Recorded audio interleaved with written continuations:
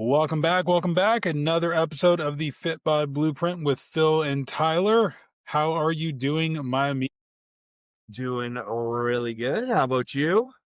Really good, actually. So I got new glasses and Okay. I was like, let me go a little bit bigger because I've always had kind of the smaller ones. And now that I don't have as much like blur in the peripherals, a fella could get used to this. Let's just say that. How long had it been since you had new glasses?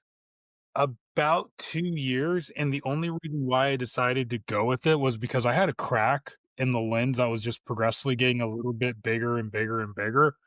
I was like, Yeah. yeah, okay, I should probably do it. I mean, Nikki's got insurance for a reason. Let's use it. So these are actually they've got the blue light blocker added in, which for those not, for for those who don't know, it was only like a $10 edition to have that put into the prescription. I don't know about you, man, but I don't have like such bad vision that I can't see without my glasses. It's just if I'm trying to read, I should have them on. But if I don't wear my glasses for a day, I absolutely feel the eye tiredness from being on a computer most of the day. At night, it just hits me like a ton of bricks. But then I also got the transitions put into these. So that's been kind of cool. But then I Yeah. feel like a douchebag for the first like 3 minutes that I'm inside somewhere because they look like sunglasses. Yeah, I know. I caught because I just got new glasses for like the first time in I don't know 5 years or something, and like I was like taping mine on the back, like my old ones, because like this had come off, and so like it would date like but anyways, I thought about getting transitions, but I was like, nah, I'll get separate sunglasses. Yeah. So what I usually would do is I would alternate. So like 1 year I'd get regular glasses, the next year I'd get sunglasses because you're like for us, our insurance will cover frames and they don't differentiate between sunglasses and regular glasses. So I would try to hold on for as long as I could. And I wanted to get another pair of sunglasses because I found basically like prescription versions of pit vipers. And of course, the Macho Man fanatic in me was like, "Ooh, yeah, gonna get some pit vipers. Yeah, dig it." But I decided to go with the You did it. responsible, mature Yeah. decision. All right. So today we're gonna have a little bit of fun on this podcast. I don't know why it's been popping up in my Instagram algorithm, these like random blind rank videos. So Okay. that is exactly what we're going to do today is we're going to be blind ranking some supplements. Like So it. what I've got going on is I've got Chat GPT giving me supplements one at a time. So we've got 1 through 5 and don't know what they're going to be, but I'm gonna keep track here for my own purposes. All right, so blind rank. I don't know what's coming. First one that it gives out is a bit of a big hitter. Creatine monohydrate. I think that's number one. I I gotta completely agree. Like that Yeah. is the Mac daddy. I mean, really, yeah, the only supplement that has any long-term data that actually shows makes a statistical meaningful difference in the gym and what you're able to do. And, now not only that, but a lot of data coming out on the brain health type of or side of things and Alzheimer's and, those kinds of things. Like, the benefits just continue to roll out and the efficacy and like the safety of it, like nothing really, it's like it really nothing stands up to it. Like I know we kind of was like, well, what about, maybe some whey protein? Is that a supplement or is that, a food source? And I would say like, yeah, creatine is the gold standard at this point. Like no matter what age, no matter what you're doing, whether it's Pilates, a fitness class, weight train, like you should be taking creatine on a regular basis. And it's 100%. how good it is not that expensive either. Right. Like so I typically will drink a mix throughout the day. So like my post workout, I'll do like this is electrolytes with L-citrulline, and then I do my creatine monohydrate in this. And like out of all three of those, guess which one's the cheapest? Creatine. Guess which one has the most studied benefits? Creatine. Like I I firmly believe that every single person should be taking creatine monohydrate. And for those going, oh well, what about I took it and my creatinine levels spiked? Keep in mind, yes, they are spelled similar, but they are two very different things. Your creatinine in your blood test is just measuring the amount of muscle essentially broken down in your bloodstream, which if you're taking creatine, you're probably working out. And if you're working out, I can guarantee you creatine, no creatine. If you have a heavy training session the day before and then go get blood work, your creatinine levels are going to be sky high. Yeah, I've gotten blood work done, and I've had the nurses panicking because like they're like, oh, like, and like, do you work out? I was like, yeah. Oh, okay, yeah, you're fine then. Yeah, Which isn't that like the biggest insult whenever they ask, "Do you work out?" It's like yeah, yeah. Well, I I mean, I I I was think wearing. that I work out. like like what I would rather somebody just absolutely berate my Yeah, intelligence. I would rather somebody just absolutely throw every insult at me at my physical appearance, but yeah, don't tell me it doesn't look like I work out. yeah. I don't want to be asked that question. No, no. I mean, that hurts as much as, well, do you even train calves? Like, fuck you. Yes, but No, I damn it. don't. That's why they look like shit. All right. So creatine, yes, Yeah, everybody should be taking it. Um, even if you're not. and I feel like just creatine monohydrate. Like there is a bunch of other. Maybe I don't know. I know at least when I was maybe in high school, they were kind of coming out with like creatine alkaline and all these other creatines. Yeah, Creatine there's hydrate. so there I think that in my entire I think that in my entire coaching career, I've had like two people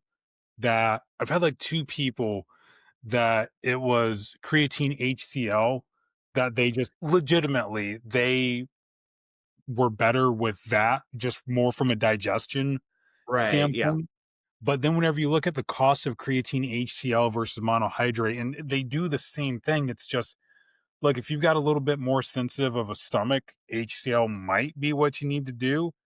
But for 99% of the people out there, you're going to be more than 99% of the people out there, you're going to be fine with just regular monohydrate and just get like the bulksupplements.com or something like that, you know? Yeah. So creatine was the first one that Chat GPT spit out at us. Now, dude, I know we already gave up the one slot. We've got two, three, four, and five remaining. The next one that it's giving us. All right.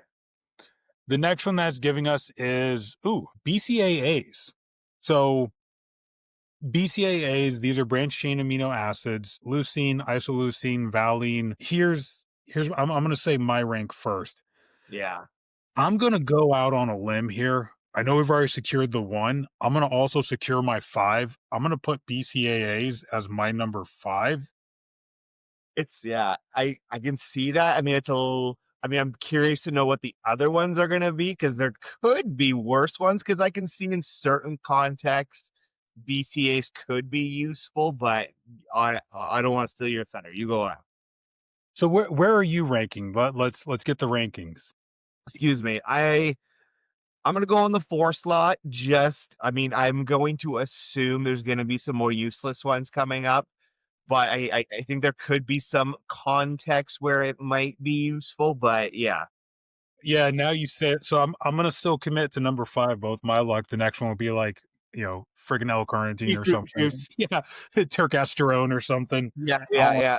What was the one where it would get off like the moose antlers, like the velvet? the deer antler spray.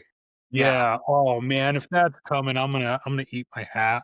So here's why I'm gonna put BCAAs as number five is because the idea is that you're getting in enough of the essential amino acids. So I'm gonna assume that BCAAs and I'm gonna hope that ChatGPT is keeping BCAAs and EAAs as like kind of the same thing.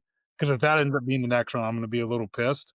But my thing is, if you're consuming enough protein, then you're hitting your leucine threshold several times throughout the day. If you're also allowing for the refractory period, then you're allowing to have the peaks and the valleys needed for muscle protein synthesis.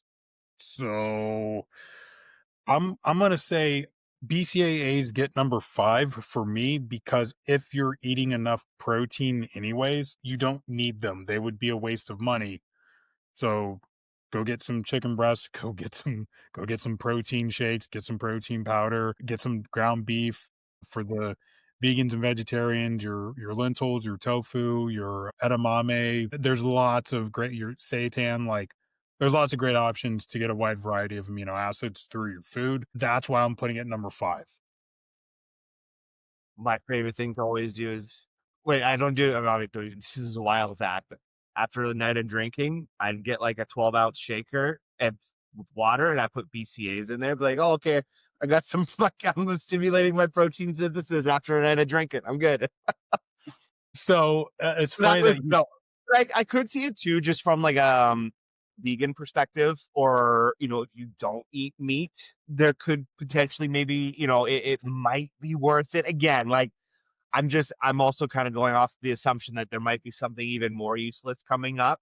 But I can see from just a vegan perspective, it can be just difficult, right? And that could be a potential supplement that maybe could aid you a little bit. But yeah, it's kind of like probably like a 4.5, right? Where it's like, okay, maybe I could see the odd context where it could be useful, but yes, I'm gonna be in pretty much full agreement that as long as you're getting enough protein, you're gonna be good to go, right? But there could be those situations where, I know just for example, someone in my family, they're on like Ozempic right now, and one of the side effects that's kind of happened with them is that a lot of food doesn't taste good anymore.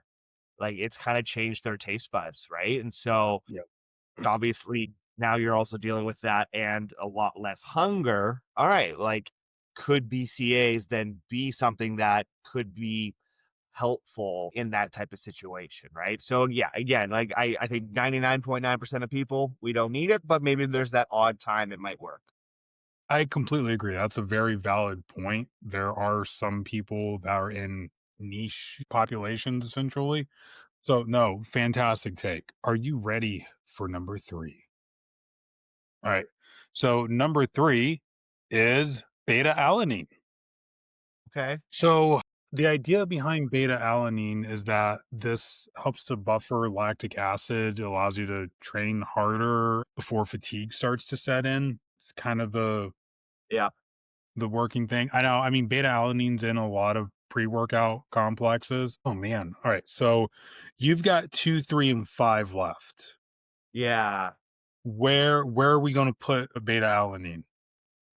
I was think so I was gonna quit because I know ISSN, like the International Society of Sports Nutrition, they had put out a position stand on that, but I couldn't remember what exactly they had kind of realized, and so I had to quick look it up.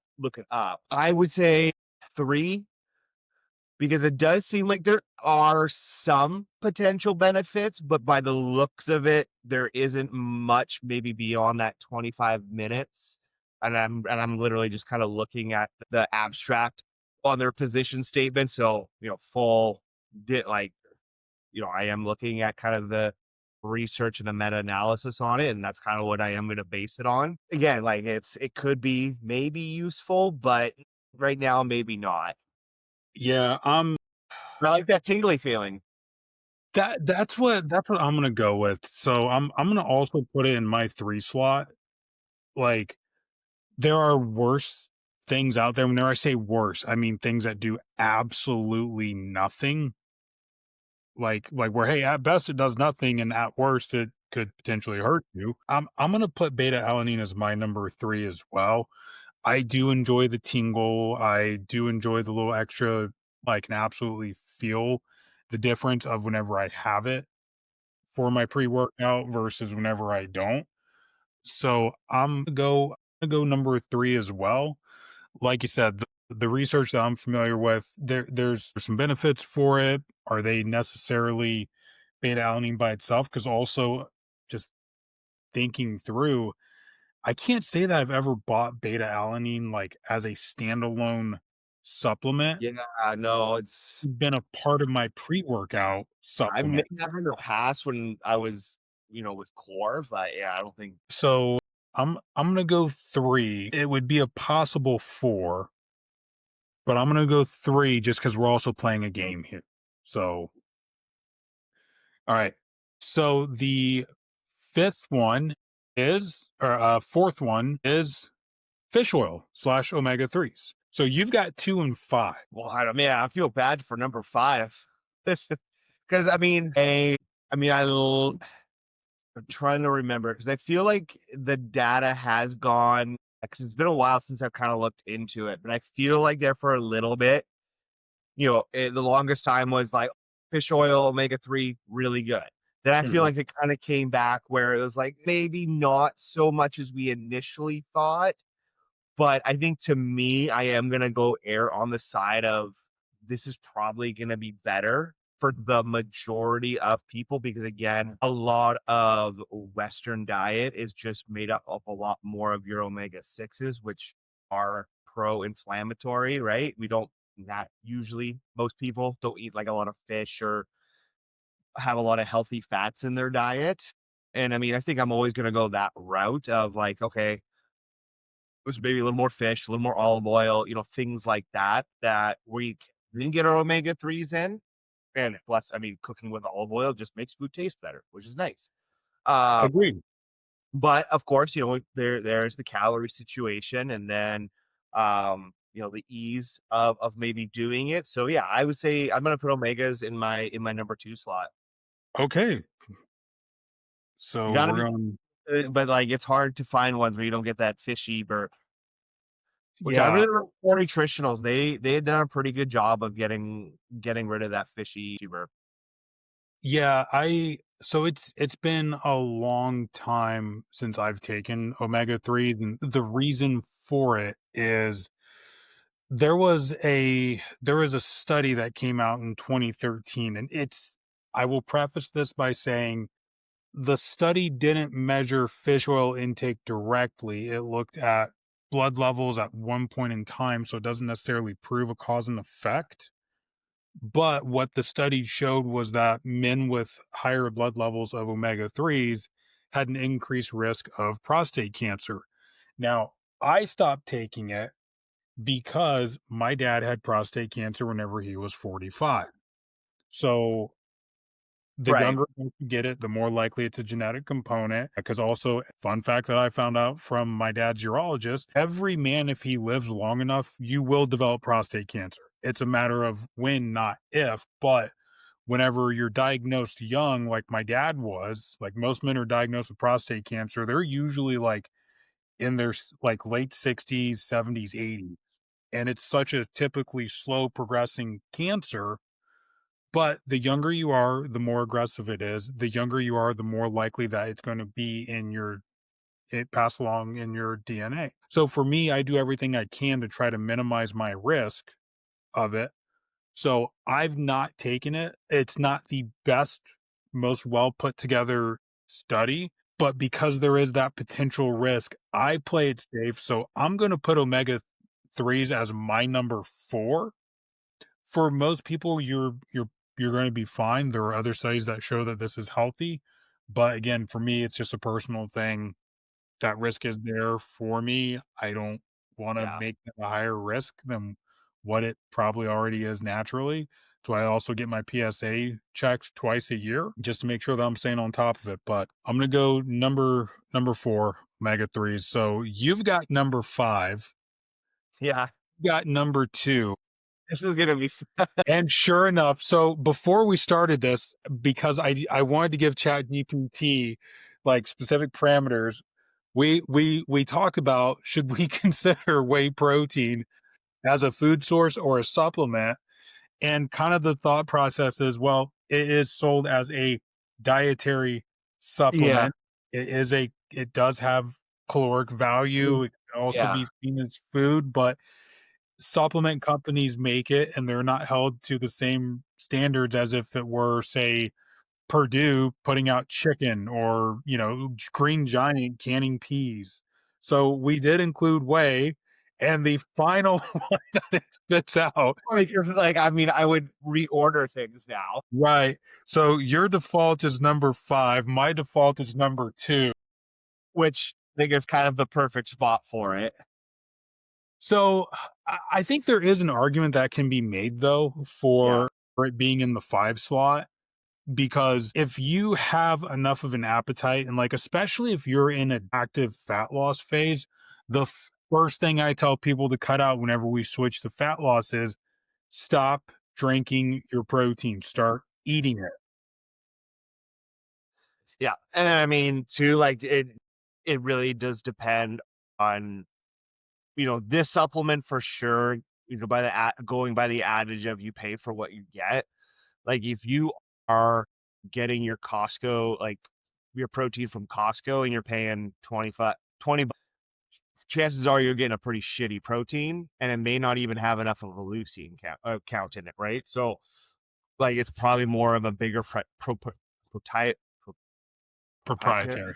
Yeah, there we go. That's the word. Blend, Yeah, right? I got So, the 6. thank you. Thank you. It's been a while since I've said that word. I haven't hucked supplements in a long, long time. So, yeah. So, I guess, yeah, there is that argument where, you know, you should, for the most part, really be trying to just eat your protein, right? Like that's just an expense then you don't need to use. Like, nicer proteins are going to run you about $60 for 5 pounds. And if you're doing those every day, like, I mean, that's easily gone in 1 month, right? So, yeah, okay, there could be that argument, but I still think it is the positives can still outweigh a lot of those types of negatives. And just that, like, it's just such an easy source of protein to get. And if you've got kind of that extra cashola to spend, then you're good to go. Yeah, I try to keep my cost per serving on my protein powder at like $1 to $1.25 per serving.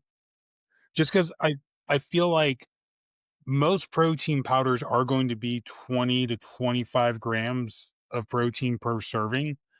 So if I can get 20 to 25 grams of protein, which is about, I aim for 200 grams of protein a day. So 20 grams is 10%. Okay, if for $10 a day, hypothetically, I was hitting my protein goal, I'd be pretty happy with that number. I'd be pretty happy with that budget. So I try to keep my protein powder around $1 to $1.25. Um, boy, I tell you, I go through cycles. The Miracle Labs line from Core, where it's like pretty much all cereal based, and there's the one with like the Lucky Charms marshmallows in it. Dude, I go through kicks where I'm all about that, Yeah. and then I remember why I stopped buying it, because as soon as my kids see it in the shaker, they want the Lucky Charms marshmallows, and there's the kid Yeah. in me like, "Damn it, Yeah. no, it's mine." Yeah. You haven't done. So, and they also have a s'mores flavored one that has, like, the little mini marshmallows from, like, the Swiss Miss packets. Those are absolute fire, but, yeah, that ends up being on that higher cost spectrum for me of, like, a buck 25 a scoop. So, I like that we've got a little diversity there, like, defaults to 5 for you, it goes to 2 for me. I think that in a building phase, keep it high up on your list, or in a maintenance phase, maybe, like, middle of the road, because it's nice to be able to just drink to hit your protein if you're somebody who doesn't have a huge appetite. But Especially if you're post. some Yeah, yeah, and it's great for post-workout, like, it's gonna be fast, easy to digest, but like you said, you do get what you pay for.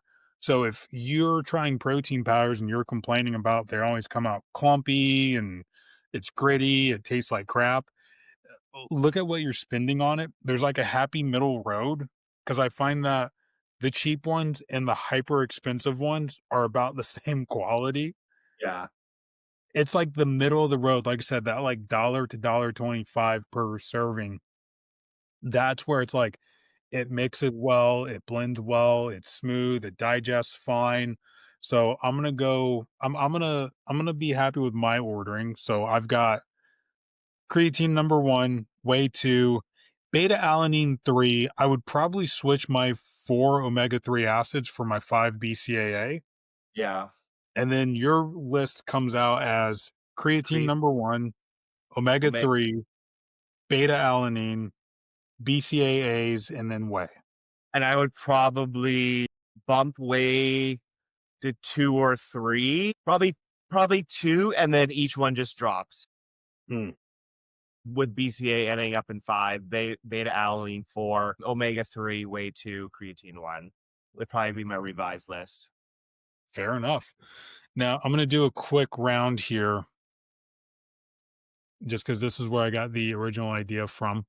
We're on a blind rank for you. This is just for you.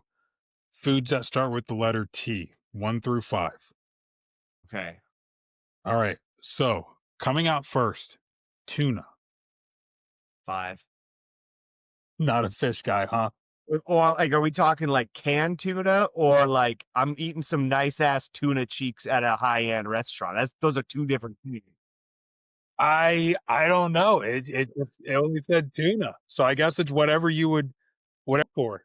Canned tuna, I ugh, but if it's some nice ass tuna cheeks, okay, like, maybe we're getting close to number 1. Okay, so which one do you want it to be? Well, We'll go 5. Okay. All right. Coming out next, tomatoes. 3. No, Tomato, I'm gonna try not to overthink it, 'cause it's like, well, what? tomatoes. Cherry tomatoes, beefsteak tomato on my burger, not on my burger? All right. Number 3, turkey. 4. Not a turkey Almost guy. 5. Most overrated, like, yeah. Man, okay. See, for me, like I love a good turkey sandwich.